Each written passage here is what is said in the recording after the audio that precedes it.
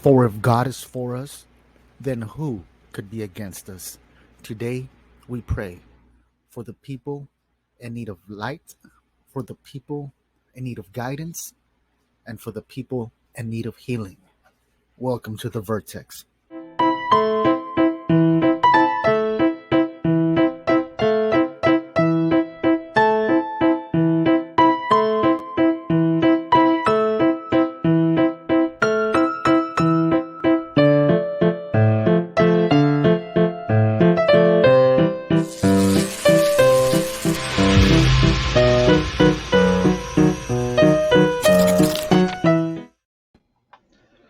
Yo, what is going on, my warrior? What is going on, my warriors? How's everybody doing today? I hope you've had a fantastic day. If you haven't had a fantastic day, then it's time to switch that mentality around and start making great things happen. For today, I'm going to switch the tone up a little bit because let me tell you why. It's in this very room that I'm sitting in right now that a few months ago, my wife herself saw what we now believe was a shadow person. I mean, she made me move around my studio back over here, and we had to flip flop around the house just so she could be able to sleep. That's how traumatizing it was for her. And tonight I have a very special guest out of Pueblo, Colorado, who um, who knows quite a bit about the shadow people and paranormal activity, and all these kind of things. And it's something that a lot of viewers have been intrigued by. A lot of viewers have been saying, this is a perfect guest. So you know what? Without further ado, let's bring on Mr. Jose Ortega live from Puebla, Colorado, or Pueblo, Colorado. Sorry. How's it going? Hey, Jose, how you doing, brother? I'm doing well. Awesome, awesome to hear, man. Um, so let's just get right to it, right? People are standing by and they want to hear more and more all week long. Uh, I've been promoting this, and people have been messaging me and asking me like, "Hey, who's this guy? It sounds awesome. Like, I need to hear more." There's more and more people that are actually interested in this topic than we believe, right? Because at some point, everybody closes their mind and they say, "Well, it could have just been my imagination, right?" Or certain things like that. But I mean, there's a whole explanation, and you've been in this game for quite a bit, right? Can you tell us a little bit like how it originated, or Yeah, so actually the way it originated was that, it's kind of a familial thing. My mom, she's a clairvoyant. She can see things, she can sense things, and so it's always been part of my life. My dad, he used to be a paranormal investigator before, and this was like 70s, early 80s. And, wow? he has a great story that he tells about a poltergeist. But, it's just something that's always been a part of like our family. You know what I mean? Because my mom's, like I said, a clairvoyant. My dad, he used to get these fake magazines. I don't know if you ever heard of those. They were No. actually yeah, they were actually magazines that were based around nothing but paranormal things. They had Ed and Lorraine Warren in there. They talked about like the Conjuring House, and they talked about UFOs and Bigfoot, cryptozoology things. So those were like magazines that were always at my grandmother's house because my dad used to get them there. And, so I'd be in the back porch reading those when I wasn't supposed to, so that was still part of it. And, even when I don't know if you remember like the Time Life books when those used to come out a long time ago. Those Time Life books, they had some that were based on like supernatural things. And my mom got all of those books. So it's always just been around me. And for myself, I had never ever had an experience with anything. I've heard people around me say things, they've seen things, or they've heard things, or think these things have happened. And for myself, I had never experienced anything that I couldn't explain. You know, Wow. so when I was in probably like my late 20s, early 30s, is when me and my friends started to, and this is when like Ghost Hunters and all those things started happening, right? The TV show. Oh, okay, Right. okay. And that's when we were like, well, let's just kind of jump on this bandwagon. We'll start our own paranormal group here in And Pueblo. were any of your friends? Did any of your friends have the same backstory as you? I mean, it was a family thing. Yeah. right? Your friends, were they just intrigued by it and they were like, let's do it? One of Or, them was intrigued by it, and he had a few experiences. One of my other friends, my buddy, that was my buddy Antonio, and my other buddy Mark, he grew up in a house that was haunted. oh my, So he, has had experiences, throughout his life. So he had all of those, and that's where I differ from them too, because I never had anything like that. So I'm really the one who started the group because I wanted to see something. I've always believed it was. It didn't mean I wasn't a believer. I always believed that there was things out there that couldn't be explained. You know what I mean? And that's what really drove me to start the group and hit up my buddies and say, let's do this. and that So was there in Pueblo? It's yeah, Pueblo, right? yeah, in Pueblo, and so we are called the Pueblo County Paranormal Investigators, PCPI. That's what we originally called our group, and we really haven't been active lately. We still get a lot of people, hitting us up on our Facebook and stuff like that, asking for advice. So we'll give them advice, and every now and then we'll go out there and do an investigation. But they're so far and few in between. Um, but that's really where I started was at PCPI, and because I had never experienced anything, you Wow, know. man. And just for the record, I know that, I mean, you have your own podcast. It's called What I Witnessed, correct? Yeah. Mhm. And where could our viewers find you? Like, how could they find you? Where could they look you up, or Yeah, what I'm on all platforms? platforms. I'm on Apple, I'm on Spotify, I'm on Pandora, I'm on Google, I'm on what are some of the other ones? They're all in my link tree. You know what I mean? Okay. Everything I could be found on are on my link tree. I got on every single site I could, just to kind of try to put myself out there. And my link tree, I'm on Podbean. Podbean is actually the platform that I use to put my podcast out. So that's where I have my website and everything else through Podbean. All right. And for everybody watching, it should be on the comments. I did that, add that up there. I do recommend that you guys follow, because today we are going to go through, perhaps a little bit of history and some spooky stuff. But I mean, this guy literally has records of many, many, many other things. So I encourage you guys to look in the comment section. It's the first comment I put up there, link tree, and then it has a backslash what I witnessed. You'll be able to see that. You should be able to just click on it or copy and paste it, save it somewhere. And Jose, just really quick, I'm going to bring on a few comments here. Nadia is waving hello to us. Nadia, thank you for watching. And hello, Nadia. And Hilda. Hello, Okay, both of you. so hello. So yeah, so I apologize for stopping you there. I just wanted to make sure Nope. that everybody knows where they could find you, because I know that everybody's going to be so interested after they hear what you have to say today. So I'm going to open up the mic to you, my brother, and let's talk about it. So we talked about how it started, right?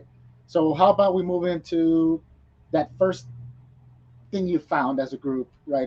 Or the first encounter. Um, if you can just move on with that part. Yeah, yeah. That wasn't our first investigation. It was one of our like kind of middle investigations. We had a few experiences, but nothing like we had experienced this night at a home in Pueblo, Colorado. Um, and talking about history, right? Actually a historian. That's what I do for a living, and that's what I, you know, went to college for. So, that's right up my background. And um, so this home was actually a home built by Maury Bernstein, and Maury Bernstein was a hypnotist. He was a Colorado businessman. He had a lot of different businesses here in Pueblo, Colorado. He had uh, um, a like lumber yard. There was a scrap yard that he had. He was pretty entrepreneurial, and he had this home built. And in the 1940s, he hypnotized a woman by the name of Virginia Ty, and she was of Pueblo, Colorado, also. And he started taking her back and further and further and further until when she was a baby, when she was a child. And then he did regressive hypnosis, meaning they were going past that point, right? So he took her past that point, and she started bringing up another life in like 14th century Ireland, right? Hmm. And she Wow. started talking about all of these different things and different people and places and business people and stuff like that. So during many sessions, he was able to like gather all this information, right? And he ended up writing a book called The Search for Bridie Murphy because that was her name, in her past life was Bridie Murphy. Um, Wow.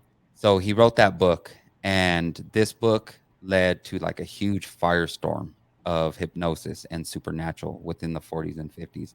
And there was books. I mean, there was he wrote the book. There was a movie made of it. There was albums. There were songs made about it. They would have like um, uh, welcome back birthday parties for kids who were just born, because of the Wow. hypnosis. So they had like these birthday parties and welcome back to us, because they were, you know, thinking that they were reincarnated, and there was a lot of people who still kind of believe in the book and a lot of people who differ from the book because they were able to go back and like research things, and some of the things, very little things matched up.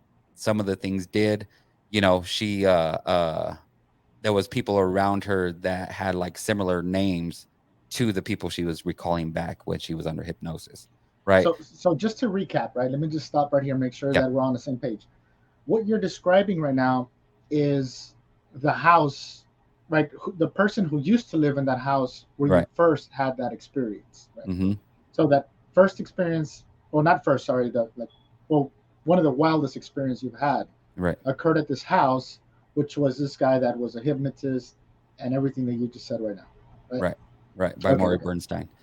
And so, all these years later, I was working for this woman and her husband, and we used to do home health care with developmentally disabled people. And her brother had all kinds of rental properties. And one of his properties was that home that Maury Bernstein had built. And he had a lot of reports of things happening in this house, of shadow people, of hearing things, of things moving, of people being pushed and hit and stuff like that. There was a lot of negative things that happened in this home. There was suicides, there was a murder. I believe there was another man who like went, just completely out of his mind and crazy. There was a lot of drug abuse in this house. There was it was really, really just like a heavy kind of house where it just didn't seem like things would go right, you know? And he wanted us to go in and check it out. So we agreed, me, Mark, and my buddy Antonio. So, we went in with our gear and we, at that time, especially for the technology that was during that time, we had infrared cameras, we had, just regular cameras, we had a lot of voice recorders, we had EMF meters, and that was pretty much the standard kit at that time.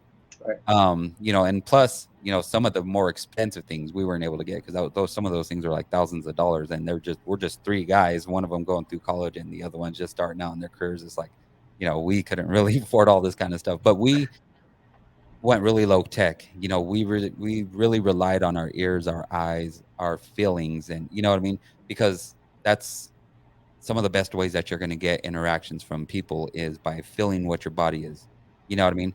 Explain a shadow person.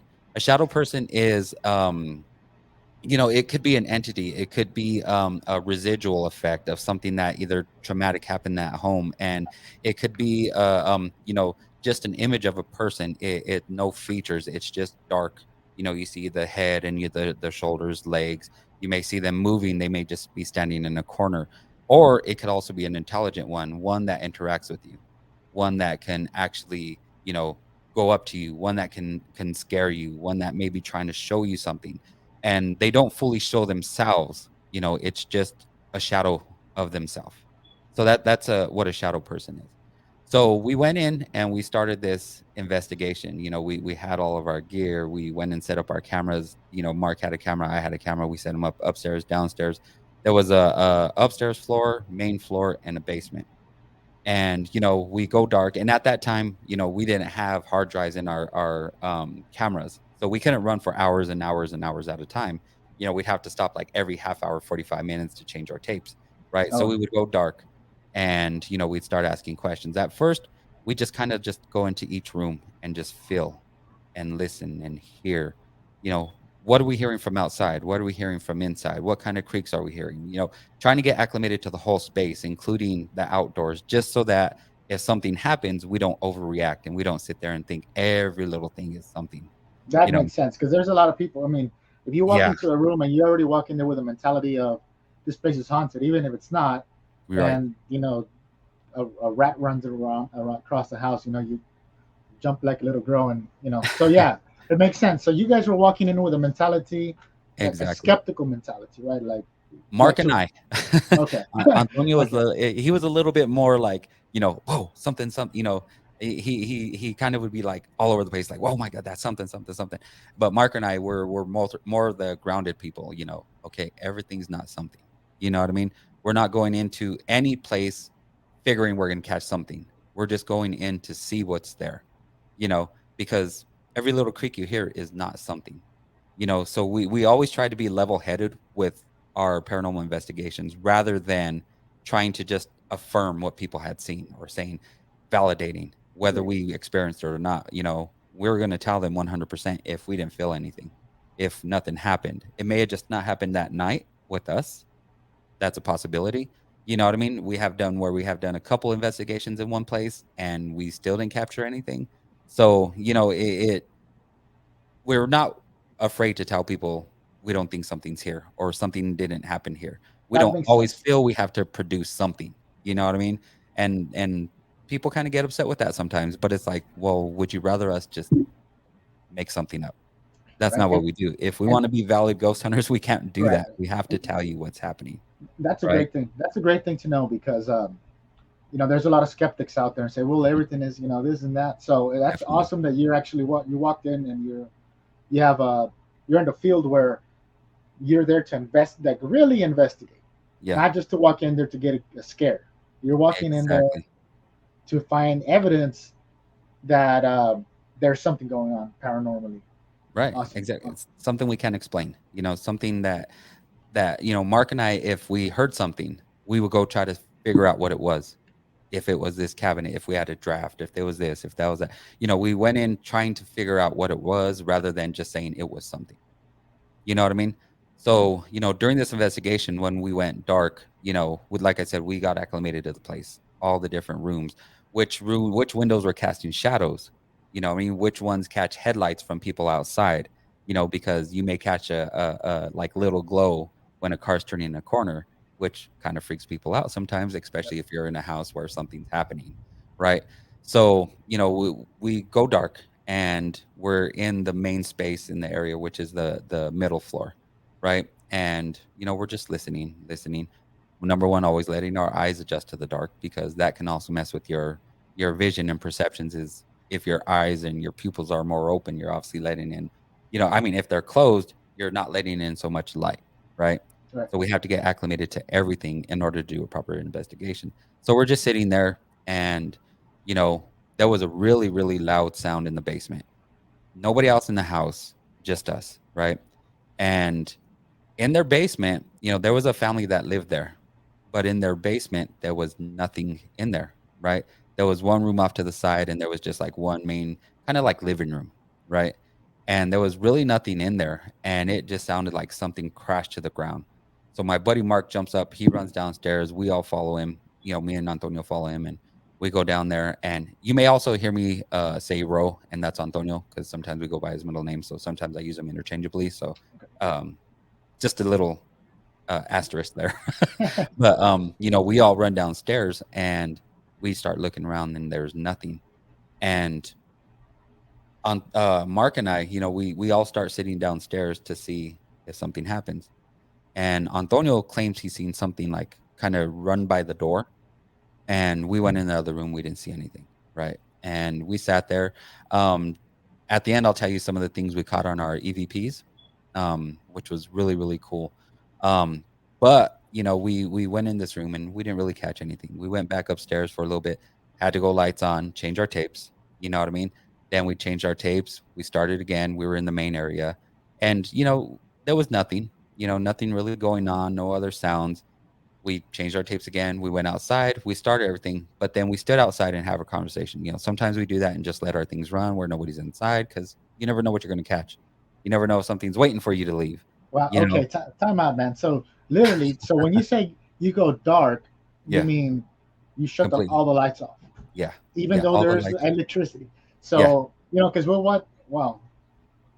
yeah. Okay, so Completely just to dark. get this, And to get the picture in there, you're walking into a house that mhm, somebody told you to go out there and investigate because they believe there was paranormal activity occurring. It's right. the same house where this dude there was a hypnotist, and so many people Mhm. have suicide. People have gone crazy. People, there's been murders, and you guys walk in there with the lights off completely. Yeah. Whoa! All right, okay, And and that's even, taking off lights from like the microwaves and stuff, because we want to make sure to get everything out of there. And that's another thing too when we go to investigate is your natural feelings in a foreign place that's dark, that supposedly have all of these things happening. You're internalizing all of that, and you have to battle those feelings of anxiety and being scared and things happening, so it really plays on your mind sometimes when you're in these spaces, because you're completely dark, foreign, and some of the things they report where people are being pushed, and you have all of these different things kind of working against you, but at the same time you have to keep everything grounded and level headed, right? right, Because you don't want to overreact in any kind of situation. So that's what I think, that's where like the thrill comes, where the adrenaline comes from, is because of it's the unknown. You know what I mean? And then that once you start getting used to the place and you get used to the layout, you get used to the shadows in the corners and everything, then everything settles down and you're more open to everything because you're relaxed again. But you automatically have that anxiety at the beginning, well, right?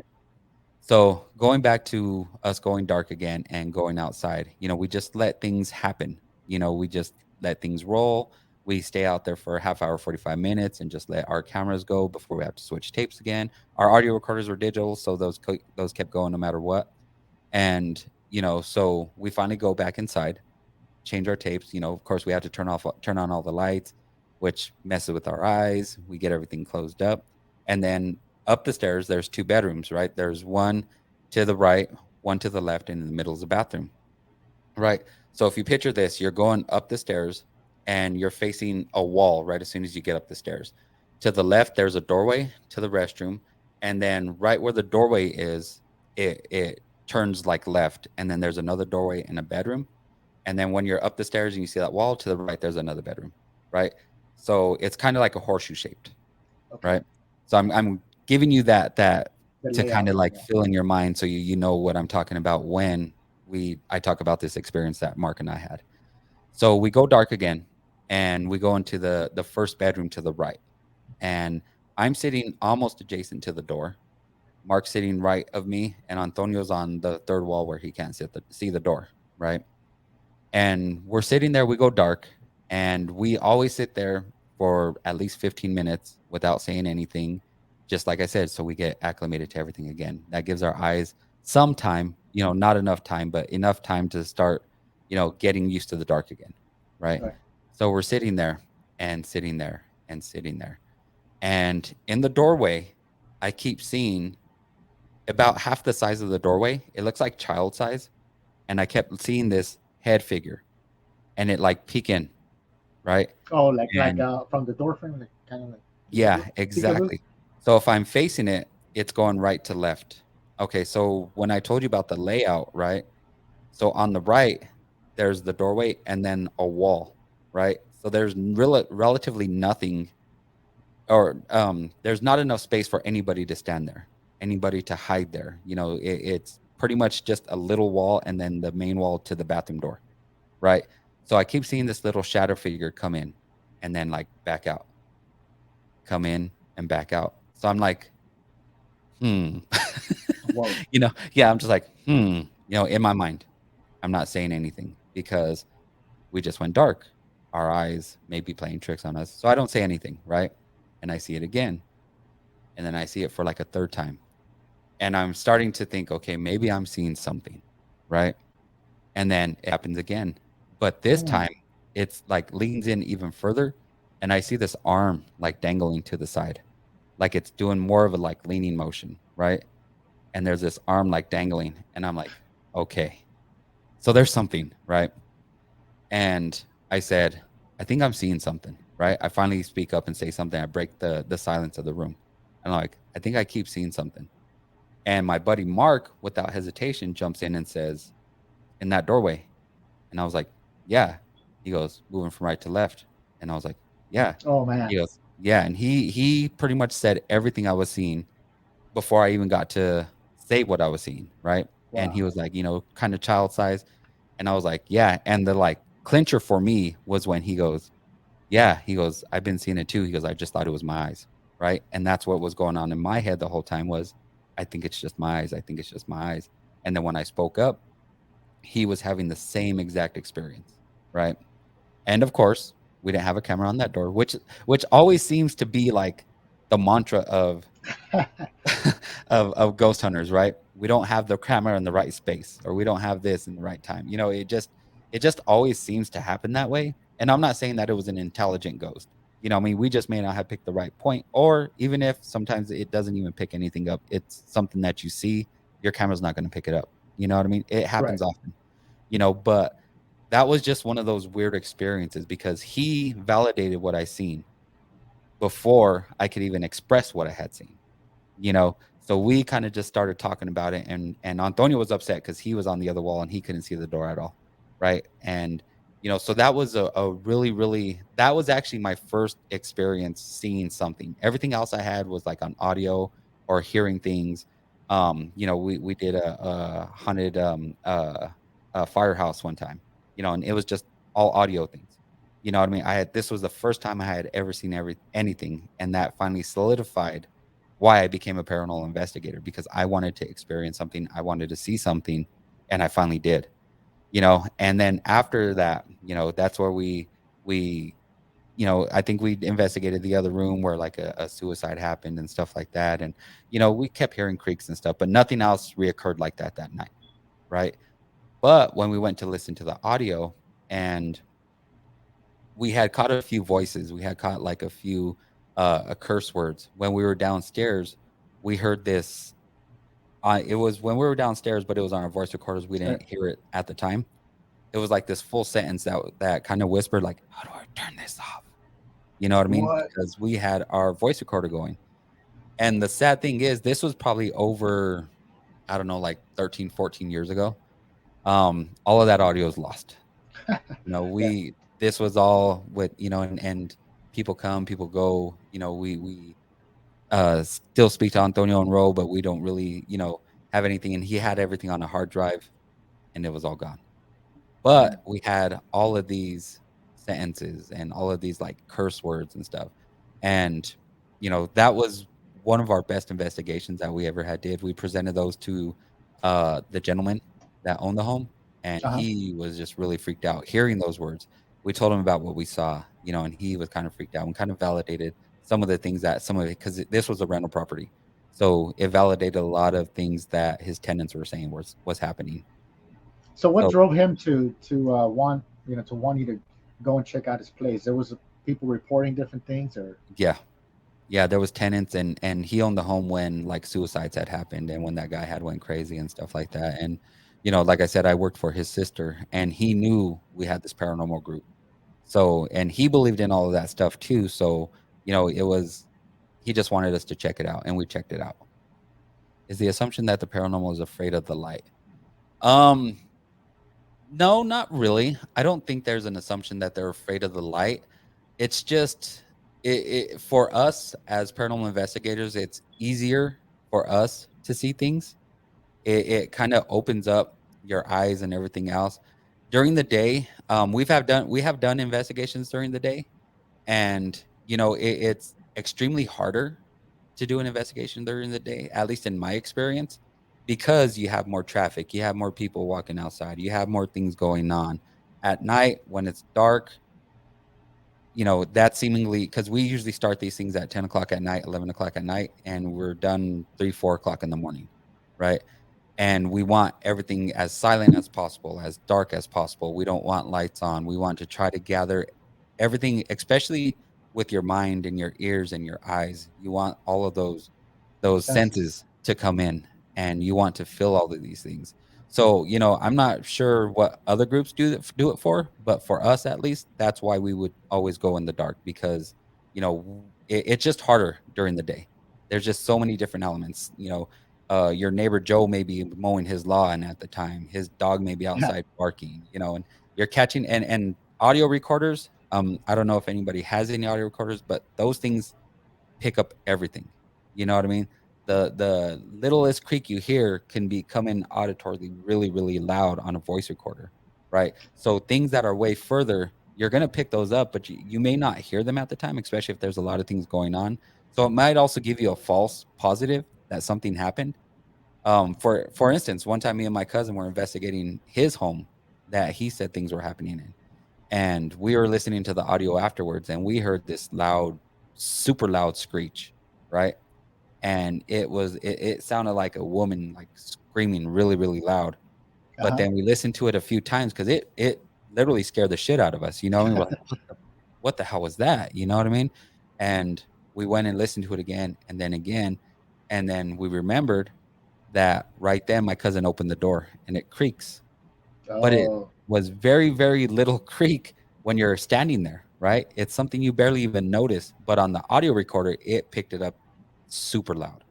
You know so what I then mean? that's why you say there's a lot of false, Mhm. false positives, basically, right? Yeah, That pop up. So exactly. I'm sure you've experienced a lot of in your mind you canceled out a lot of false things that might have Mhm. been real that would have creeped out anybody else, right? Yeah. So the creepiest story you have is the shadow people one, but I'm sure Mhm. there was plenty more. Oh, yeah, yeah, like I said, in that firehouse, we were downstairs, and this is the firehouse that was actually on the Travel Channel, on Uh, Hunt a Collector, it was on at one point, and, there was this firehouse. That's my dad right there. Hi, dad. hey, Mr. And Ortega. yeah, but anyway, and it was on Hunt a Collector, and, there's been several different groups, and they allowed us to go in because Antonio, he knew the guy who ran the museum. It's actually a museum right now. And we went in and we started doing our investigation. Antonio had to leave because he went to go get him food, but it was me, my cousin Jared, and our other friend Ray. And we were downstairs. We had set up all of our equipment. We had one session, and of course, we went lights on again. And during this time, we're all talking, getting things set up again. And it's the main garage floor, and where they park the trucks, and then to the back there's a stairwell that goes to the left, and then up again and curves around into the kitchen. And off of the kitchen is where they used to hang the hoses to dry out. Then there was like an office area, and then where they slept in the front. And right above us where we were sitting, there was this loud, like wood on wood screech, like something just went across the floor above us, right? And we all ran upstairs, and nothing was out of place. Not a thing was out of place. And one thing we do too is, like I said, sometimes we go really low tech. So we've set up bells before, to see if they ring. We've set up coins on different things to see if there's anything that moves, Oh, wow. and nothing was disturbed, right? We go back downstairs, and then you hear a coin fall. Boom. Whoa. So that was another thing that happened.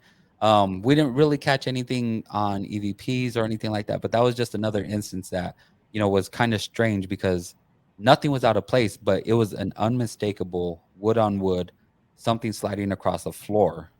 And it wasn't just like a little, it was like, like gone Like it kind of. moves across the whole Exactly. floor. And there was not a thing out of place. The tables were still around the chair. There was a bench by one window and a bench by another window. And, the fridge, everything all in place from what we remembered when we went up there before. Man, and You that's know? something that is actually. I mean, I've had an experience like that in the past. The domes you put on your light bulbs on the ceiling. There's like Hmm. a dome. Um, so that day I had switched the light bulbs. So I had to take the dome off and I put it back on.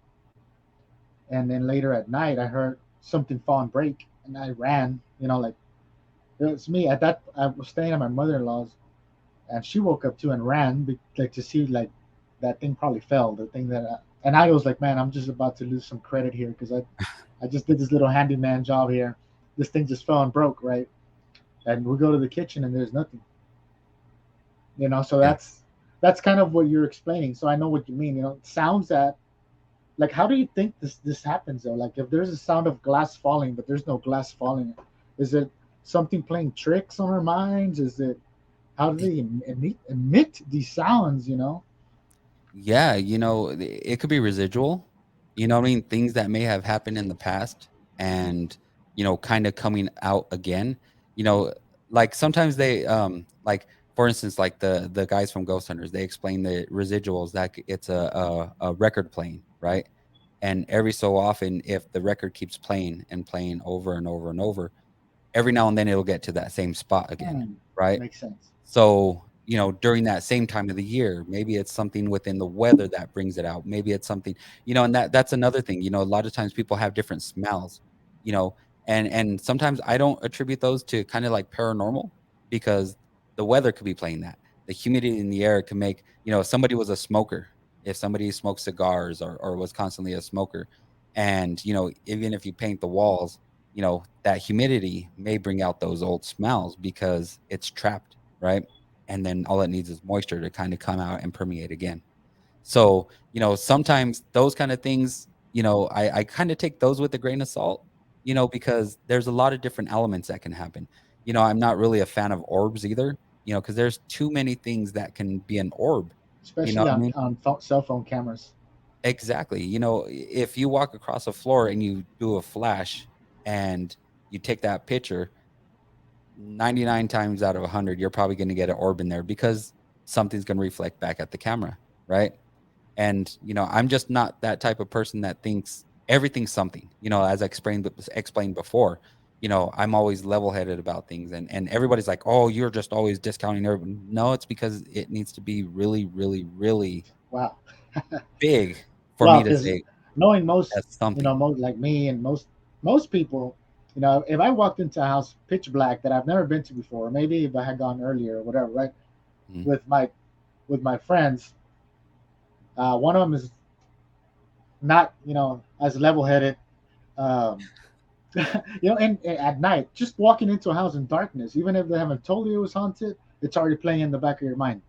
Mhm. I walk into Exactly. my own house at night and I'm scared, So so it makes sense what you mean. So these things that you do give credit to are things that are actually more powerful than just I caught an orb on a camera. So Yeah. a shadow person peeping in and out, I mean that's something that was occurring. So you explained a shadow person. Can you explain it again? What you believe a shadow person is?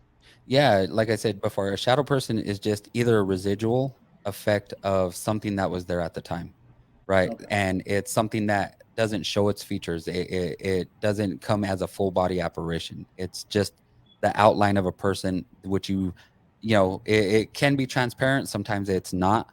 The one we had seen wasn't transparent. This was something that was like a solid shadow. But it also could be an intelligent haunting. It could also be something out there that is manifesting itself. Maybe it doesn't have enough power to show its full self. Maybe it also may want to play against you and show you something that's scarier. That may want to kind of like freak you out. You know what I mean? So a shadow person could just you've seen shadow people, yeah. And it is something that's unnerving. What I mean, we were level headed about it, but at the same time, my heartbeat was kind of beating fast after Mark told me I what he mean, had said. it's getting crazy when you're in a house with the lights off and you see a shadow. You know what I mean? That's already scary, man. It's hard to see in the dark. Yeah, Um, I'm sure there's still some type of, you're like you said, your own eyes soak in as much light as possible from wherever, the photons, whatever, right? And but being able to see something, usually a shadow is caused by light, and there's mhm, no other light in that house, and seeing a dark figure, exactly. that's enough cause to jump out the window and run as fast as you can, Yeah, and that there would go all of our credit. You know what I mean?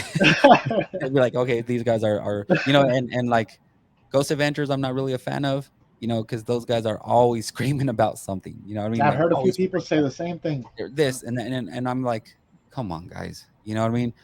To me, that's more harmful than to somebody like myself who has done paranormal investigations because I'm not going to go in there and freak out with everything.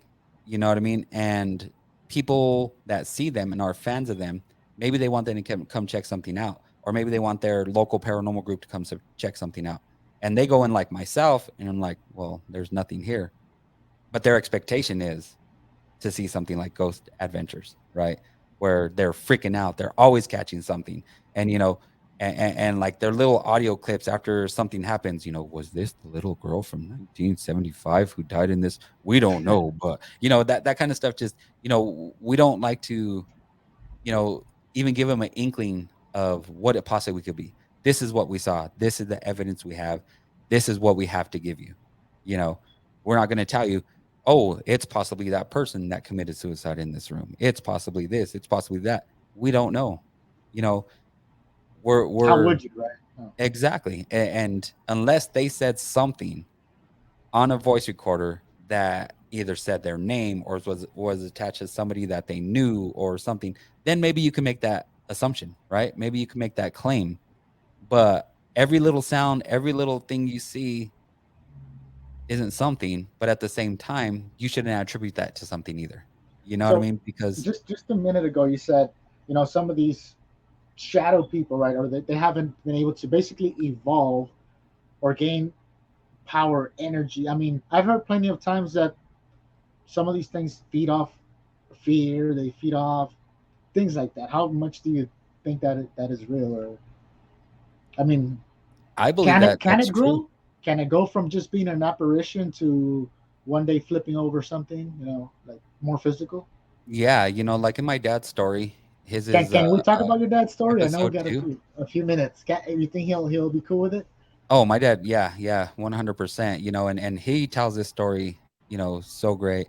But he investigated a home in Salt Creek, Colorado, which is, on the outskirts of Pueblo. And there was a home, and it was one of his friend's sister's boyfriend. This ghost was like attached to him. His name was Jesus, but they called him Jesse.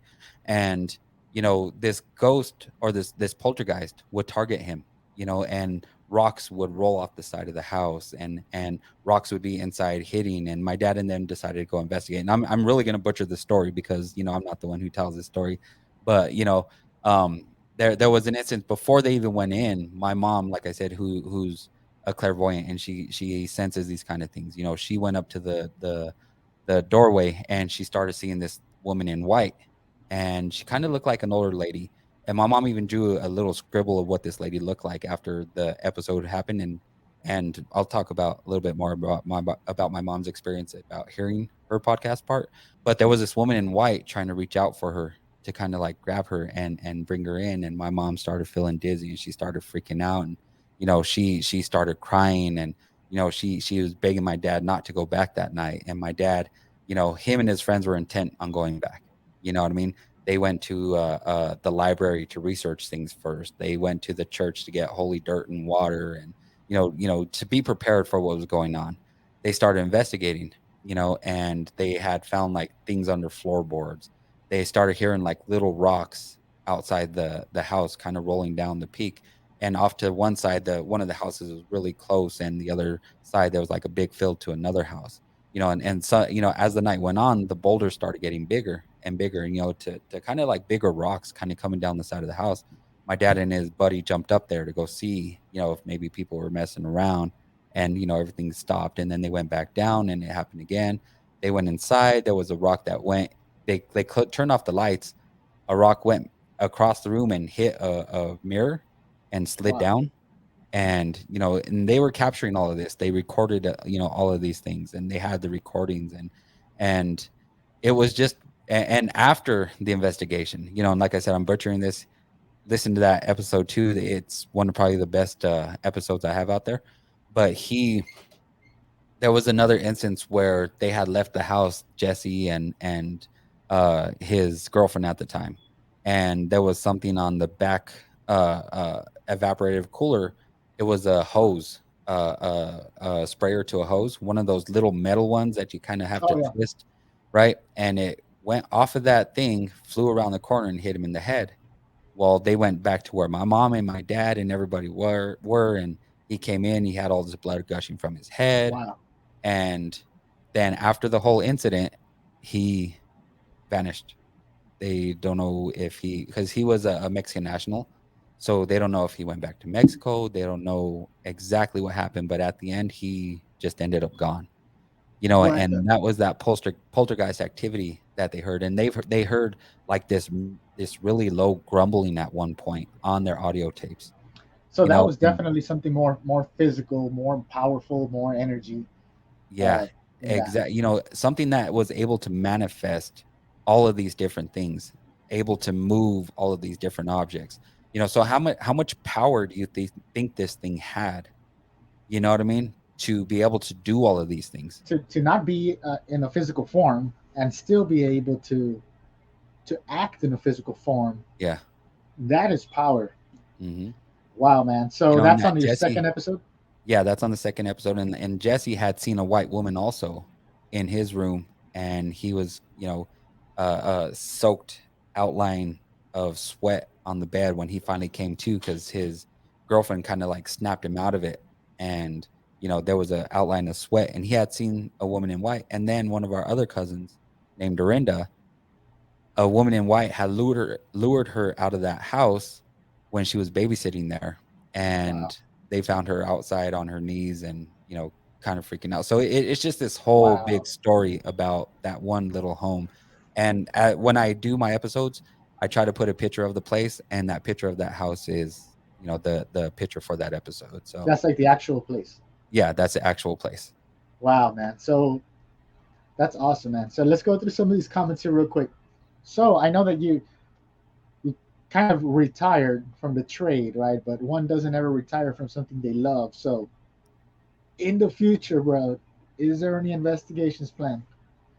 So we, like I said, we still get a lot of people hitting us up on Facebook through our messenger and stuff like that.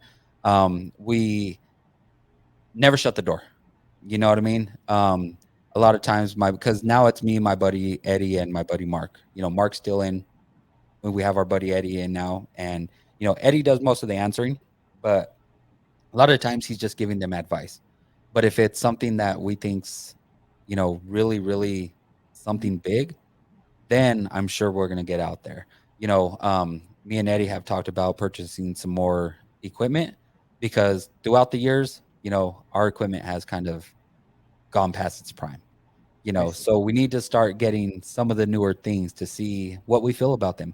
But at the same time, we'll still rely on those other senses and our low Well, tech. definitely, there's more natural because I've seen like the what are those called, the recorders, right? The new Mhm. recorders, and like you said, it's like my microphone. It can pick up, Yeah. if my wife yells right now that my hot pockets are out, right? She's like, "Hey, the hot pockets are out," Yeah, yeah. definitely. You'll be able to hear it, right? So we were to play back the recording in blind, they'll be like, "Oh, look, a lady spoke in the back," right? Yeah. Yeah, So and that's the thing too. She may be far away, and you may not be able to hear like her saying hot pockets. It may be something else that they're hearing. yeah, So, like, I mean, and yeah. as far yeah, exactly. It could be somebody hearing something different, but it was actually something really innocent at the time. Right, right. So it makes sense, man. Look, I'm gonna push through some of these comments, and I have one more Yeah. question for you, man. Mhm. Okay, so Athy says Ghost Adventures is scripted. I would agree with that. I don't even watch it, honestly. No. Okay. Says Athy says I think it's crazy how there's so many recordings we haven't seen. So you think YouTube takes these videos down, like out in reality right now? There's so many videos because you can't go into YouTube right now and say a video of a ghost because there's no like clear proof of a video of a ghost. Do you think YouTube takes them down, or there's just the camera just can't capture a ghost? I think it's a combination of all. You know what I mean? The cameras may not pick up things. Um, but there's also so many people who discredit every little thing, whether it's right in your face or not. You know what I mean? There are some videos out there. There are some people I follow, personally, that do some really great episodes on some of the things they capture. They put their EVPs out there and stuff like that. So there are some out there, but at the same time, I don't think they really YouTube takes them down unless it's something like really, really offensive or bad. Like But it's I very, just don't think that, you know, a lot of times I don't think our technology is still up to par with what things can manifest or how we're going to catch them or how we're going to see them. Technology has come so far from where we first started, And that's what I mean. I want to get my hands on some of these things because personally, I can't say whether these things work or not until I have them in my hands in an investigation and seeing how they work. You know, Gotcha. I just don't want to say yes, yes, yes, yes, yes, and still not know what the hell I'm talking about because Right. I don't have that experience. You will not discredit something that you're not 100%. Just like Exactly. just like the whole ghost thing. And I understand because how could it be that so many of these ghost hunters like really bro, like you have a hit every single time you go out. You go out every single weekend and you see that there's a ghost, there's something that you recorded, there's something that you saw and on every single one. Like that's tough to believe. I Oh mean, yeah, we have countless hours of nothing.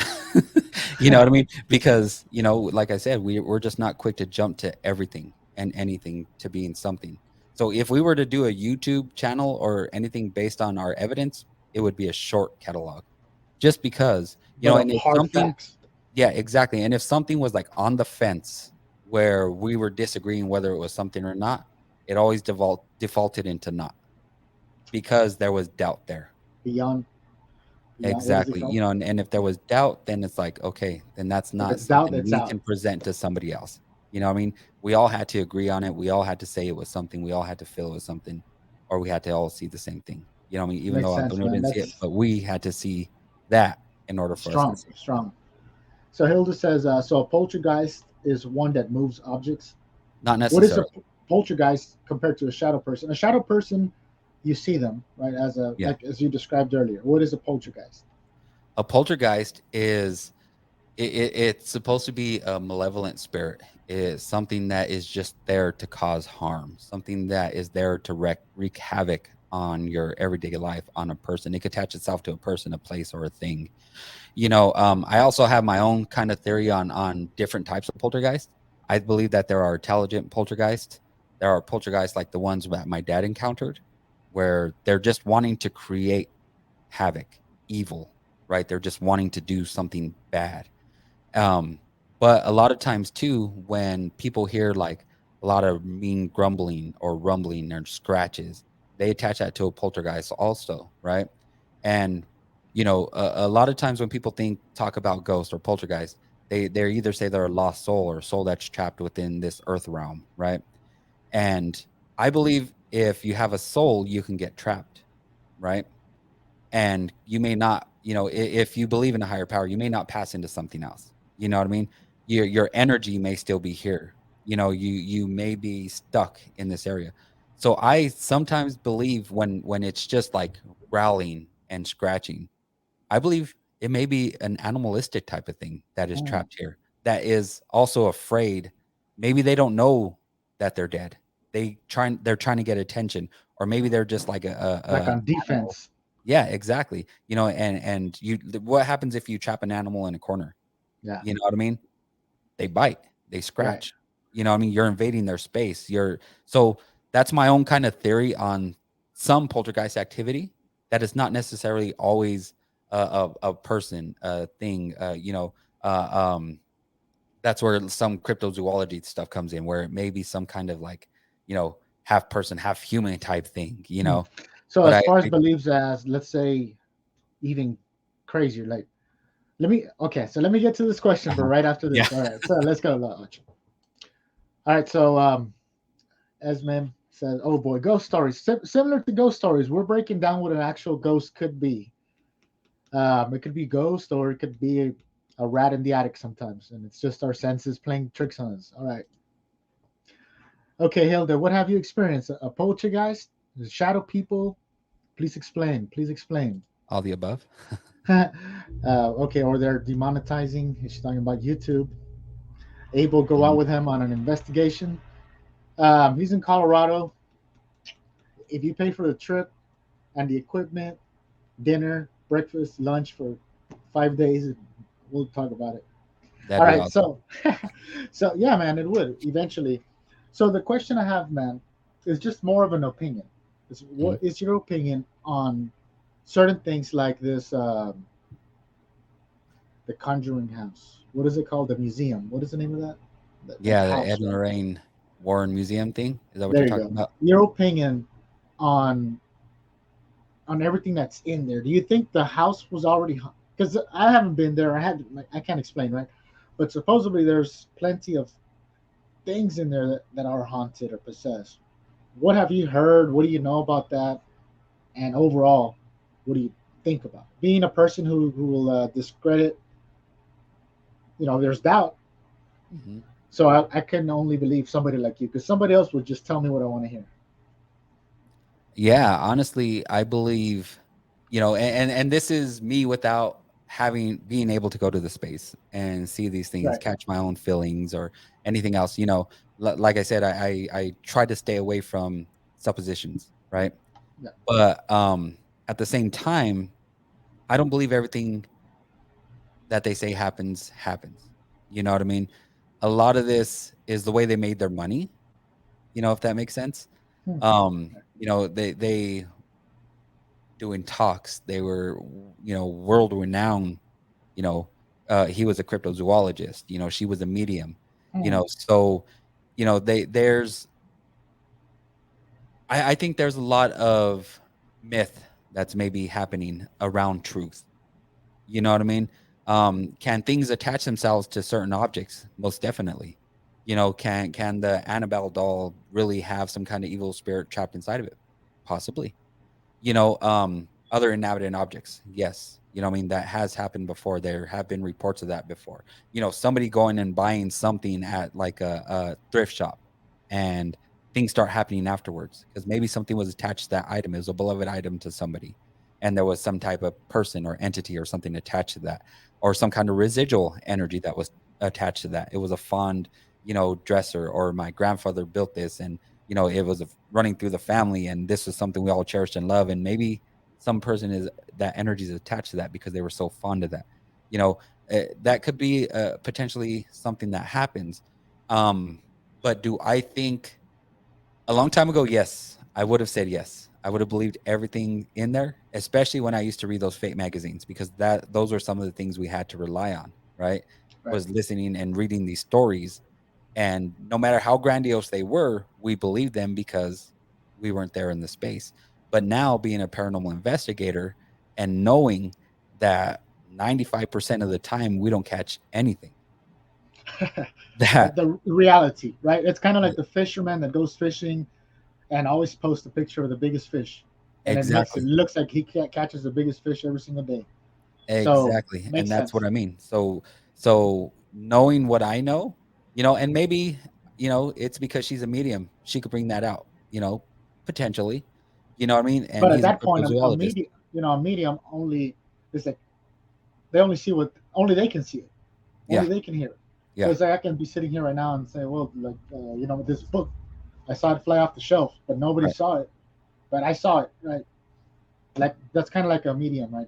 That right. says, I saw this, I saw this. So especially, I see what you mean. In a museum like this, he's a cryptozoologist. The wife is a medium. Um, what better marketing tactic than to just go out and even if some certain things are real, let's just cut it at let's go 50% Right. is real. They had to hype it up and make the most out of it, just like the ghost hunters. Yeah, definitely. And Would you go? Would like you on one of explore those that house? comments. I'm sorry? Would you explore that house? Of course. 100%. Anytime anybody tells me anything about the most haunted place, get me in. I'll go by myself. I don't care. What I mean? I'm 100% game, and coming from a historian, I used to work in archives. I have 8 different museums across Colorado that I service. I handle a lot of artifacts. There's a lot of house museums, a lot of things attached to them, and every place has some kind of activity. They say. I have never felt anything. I have never seen anything. The museum I'm based out of here in Pueblo, there have been a lot of experience there. There was actually uh, uh, a tragedy that happened on the site where a lot of people were killed in a trading post right where our site is. So there's a lot of residual energy there. I have never felt anything, but I'm going back to one question that was asked: is there one in the future? And there's one in Denver. It's a museum that I service called the Grant Humphreys Museum that is hopefully going to be on my next season. But they Nice. experience shadow people a little Whoa. girl running around upstairs. They hear noises, they hear this and that, and it's a pretty big mansion up there, and Wow. that they'll let me in. I just got Nice. to get my ducks together. So, um, that is that one that I do have in the hopper, and I could go in. There's another site in Fort Garland, Colorado. They have experiences there. In Montrose, Colorado, they have experiences there. So all of them are going to tell me stories, and hopefully, I could get down there and check And them you'll out. go out there and you'll uh, either credit them or debunk it. Yeah, That's cool, man. exactly, Awesome, man. exactly. So Hilda, she says, where I work, all of the above. So she's seen all of the above, shadow people and poltergeist. So has here Esma says all of the above for me at a house that was at Jer Street Able. I was little, maybe 5. It was really bad. Heard chains dragging and scratching, weird noises too. So I hope this isn't too bad of a thing to do, but if any of you would like to come on my podcast and tell those stories, I'm also an oral historian by trade, and that's what my podcast is about: is people telling me their stories, the firsthand how they seen them, straight from them, and I put them out there. And No, that's for no the public middle, to no decide. middlemen. Yeah, exactly. And it's not a lot of Q&A from me. It's just me with an intro, you say your story, and then outro from me. And I like that better because you get to feel the people's emotions. I've seen a few podcasts where people read stories that come in. I have an email from this person. I'm going to read their story. That does nothing for me. I'd rather hear from that person because, like in my mom's, when she tells her part, she starts crying and breaks down, and because that's a really real feeling for her, and she experienced these things. So I'd That rather you hear from the people rather than from myself. right, that's great. So again, if anybody is interested in the future, you can contact. I'm sure you guys can friend request Jose, or you guys can tell me, and I'll get in contact with him for you. And on my link tree on the bottom, Yeah, there's an email for you to get a hold of me. and I'm gonna put that link up again here on the comments. So his podcast, it's voice recording. So I know a lot of people are camera shy. So if you have a story to tell, you want to put it out there. I mean, let it out. Put it Yeah, out there. and you Let can let use it an all know. alias. Yeah, and you can use an alias. You see, that's good. Okay, so Hilda, what similar to what your guest does? Is that what you mean you do in your work, you, the work line? Can you explain that? Esmond says, "Have you visited the park in Denver that is haunted?" I have not, but I've heard of it, and that would be fantastic to go check that out. I've done a few open space places. Um, those are a little hard to do outside too because you have lights from all over the place. You have shadows. You have cars. You have, what I mean. But I have done a few cemeteries outside where we caught a few good EVPs, which one of them was really really cool. But I would love to go check that one out, and I forget the name of that park. But yeah, I've heard of that park and a lot of things happening and going on there. So that EVP at the cemetery, can you discuss what you heard? At least just what you heard. Yeah, it was me, my cousin, and my aunt, and it's called the Swallow Cemetery outside of Pueblo, and it's a pioneer cemetery, and it's actual for there was graves from like the early 1800s, and then Wow. sometimes it says person unknown, child unknown, or and they also do burials there now, but it's all like a natural burial ground. You'll see headstones, but it's not, there isn't grass. They'll outline their plots with like rocks and stuff like that. Wow. It's a really cool cemetery, and a lot of people report a lot of activity there, and we decided to go there in the middle of the night. I think it was probably like midnight, and we went, and we were asking questions, and my cousin and my aunt were kind of off in the distance, and my aunt came over and started like talking to me, and we sat down, and I had a voice recorder between her and I, and she was within like a half an arm's length from me. We were just sitting there talking, and this this is something we caught and listened to later, and there was this loud, it almost sounded like a hawk, right? But it was this loud, super loud screech, right? Something my aunt or I didn't react to, right? And her and I having this conversation, it was way louder on the decibels. When we went to Audacity to check it out, way louder on the decibels than her and I. So this thing either had to be super close to the voice recorder, which was right between us, Wow. or it had to be super loud. And why didn't any of us react to it? My cousin, my aunt, or myself. Like None of us you said, didn't "What the heck was physically that?" hear it, so it was either like right up on that thing, and you know, Exactly, which was right between us. And how could we, and like I said earlier with my cousin with the creak in his door, it was super loud, right? But we were just sitting on when it was one of those concrete benches, right? oh yeah, There was nothing there for it to make that kind of a sound. wow, And nobody reacted to it. We didn't hear it at the time, but it was way louder than my aunt and I. So that EVP kind of like freaked us out when I first listened to it definitely. because it was like, okay, this is really, and that's what I mean. That's something I can't explain. How does this happen? I That's mean, unexplainable. That what right there, other you have to give credit to, right? Because there was no way you can explain the sound, like where it exactly? came from. When your own ears didn't hear it, there wasn't anything else around you, you know. So that's weird. Yeah. Uh, so Peter says, "I'm told there's an entity at my home. Heard so many stories about it." Oh, she's talking about the Denver, that Oh, park. yeah. Yeah. So have Uh, I. so Peter says he hasn't. He's told there's an entity at his house, but he hasn't experienced.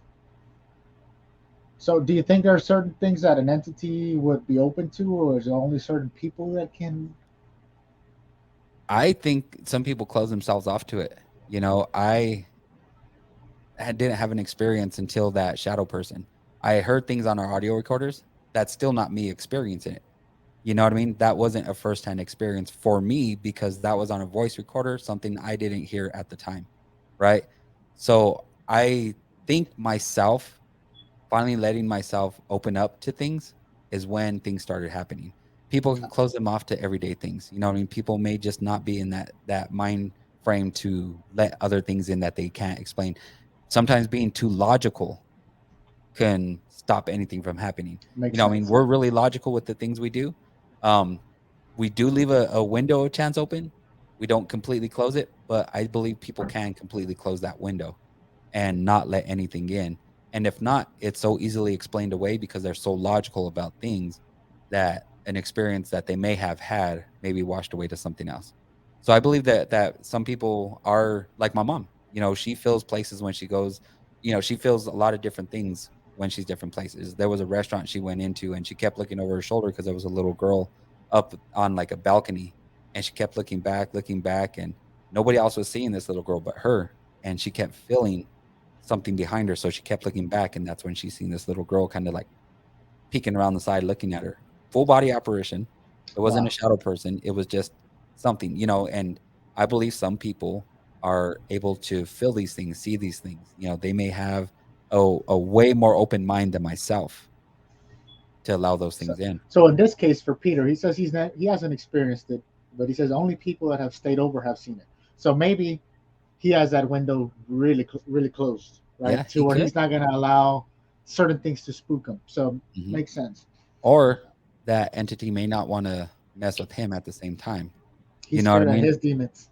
Yeah. And not every not yeah, not every ghost is something that's wanting to scare you. They may be scared themselves. They don't know what's going on. If it was something traumatic that happened to them in an instant, and they may not even know that they're past, they may be afraid too, and they don't know what's happening. They don't know what's going on.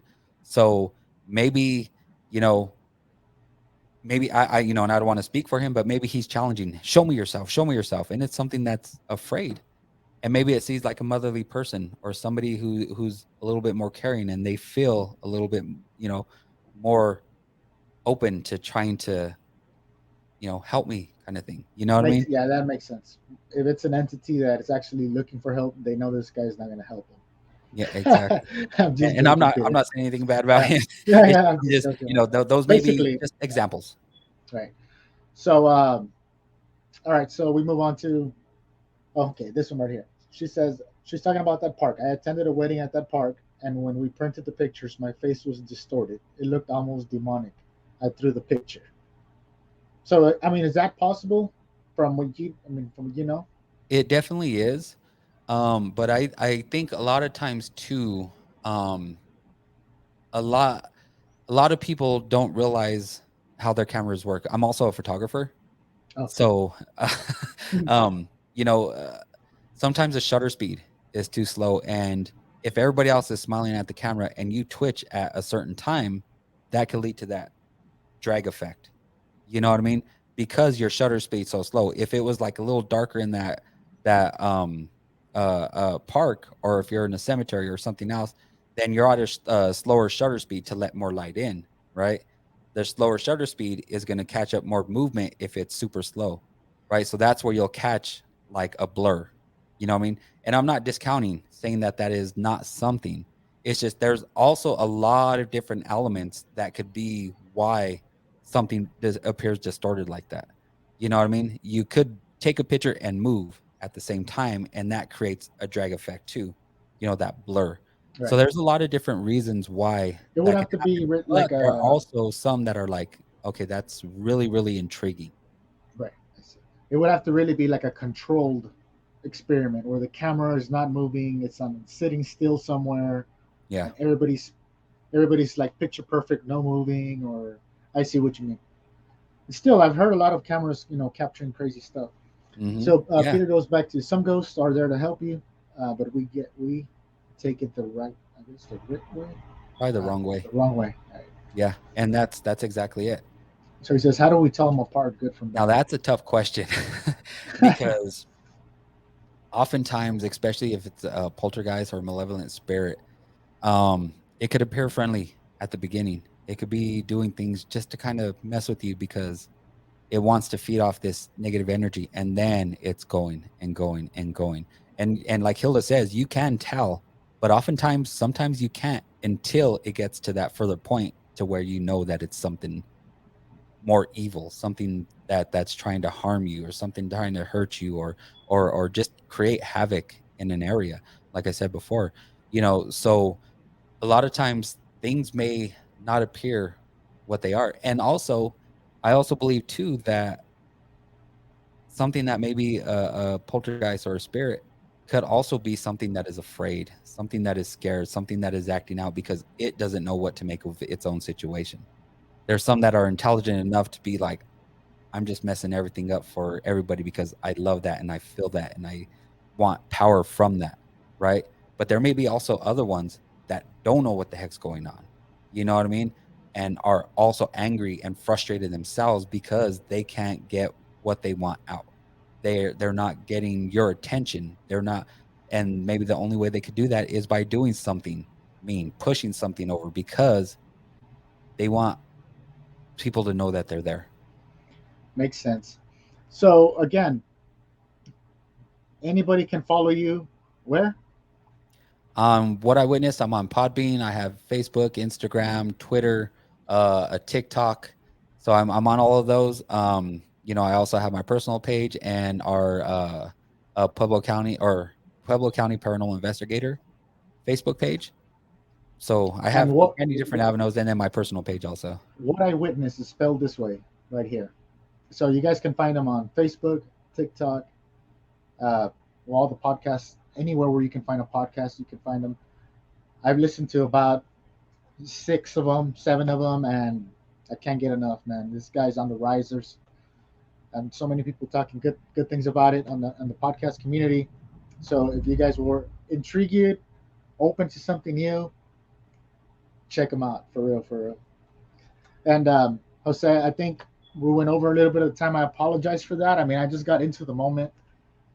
You Perfect by really, me. really brought a treat tonight to everybody. I'm sure a lot of people were expecting to hear just nothing but scary stories, but today you brought up, and if y'all didn't understand how strong these stories really are, this is coming from a guy who goes and actually runs an investigation. Doesn't go in there and just says yes, it's haunted just because they smell a cigar, right? He actually does a full investigation. So if he finds something, it's something so concrete that it cannot be discredited.